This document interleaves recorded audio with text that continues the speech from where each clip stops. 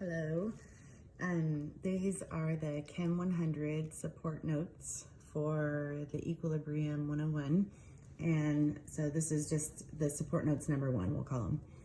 And we're going to do it in 2 parts. The first part is to define concentration in like chemistry concentration, not like psychology concentration. And the symbol for concentration is the square brackets with the substance formula in it. So I just used A here. And then part 2 is to define partial pressure, and that is denoted with capital P with a subscript of whatever substance it is that you're talking about. So partial pressure of A. Okay, so part 1, we're going to define concentration. And just as a quick side note to start, we know that the term aqueous means dissolved in water. And so with concentration,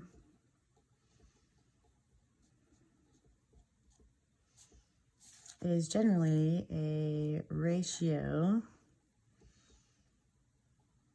between what's dissolved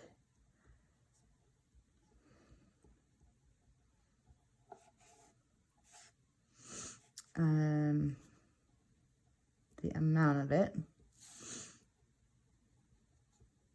compared to the volume it's dissolved in.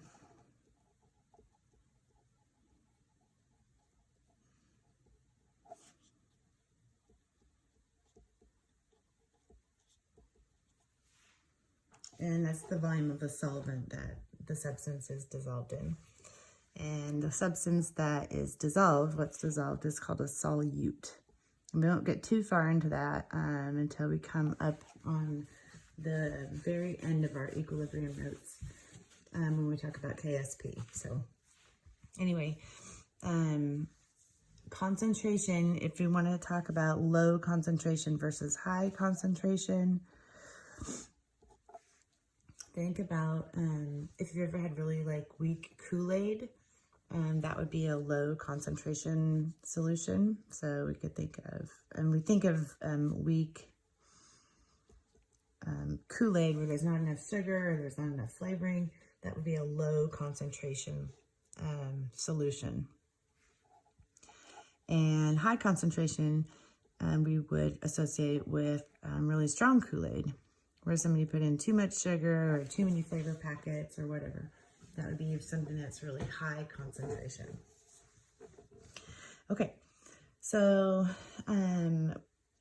for the purposes of our equilibrium notes, we are going to use molarity for concentration and the concentration expression. There's a lot of different ways to express concentration. One of them you've heard of is parts per million or parts per billion.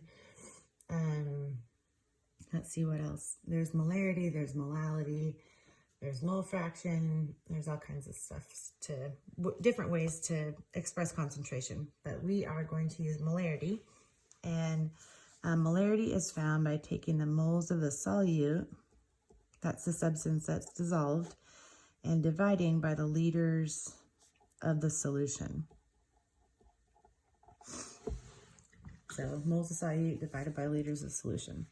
So we denote molarity with capital M, and we show moles, MOL, and then over liters. So molarity equals moles per liter. As an example, if we wanted to calculate the concentration of NH3, let's get this down, we'll say 3.50 grams of NH3 are dissolved in 2.50 liters of solution. Okay, so we have our solute, which is the NH3, And the volume of our solution here is 2.50 liters. So the first thing we have to do is convert from grams to moles. So we'll take our 3.50 grams. Can you see that green? Not very well. I'll switch to blue. So we're going to have 3.50 grams of NH3. And then, of course, we're going to convert to moles. And I think this is 17.043 grams per mole. And where's my calculator? Here it is.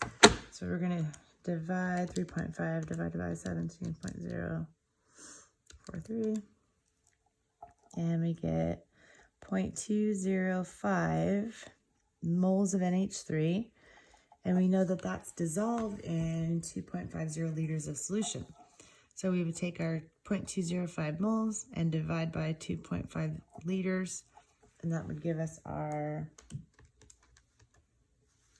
concentration of 0.0821,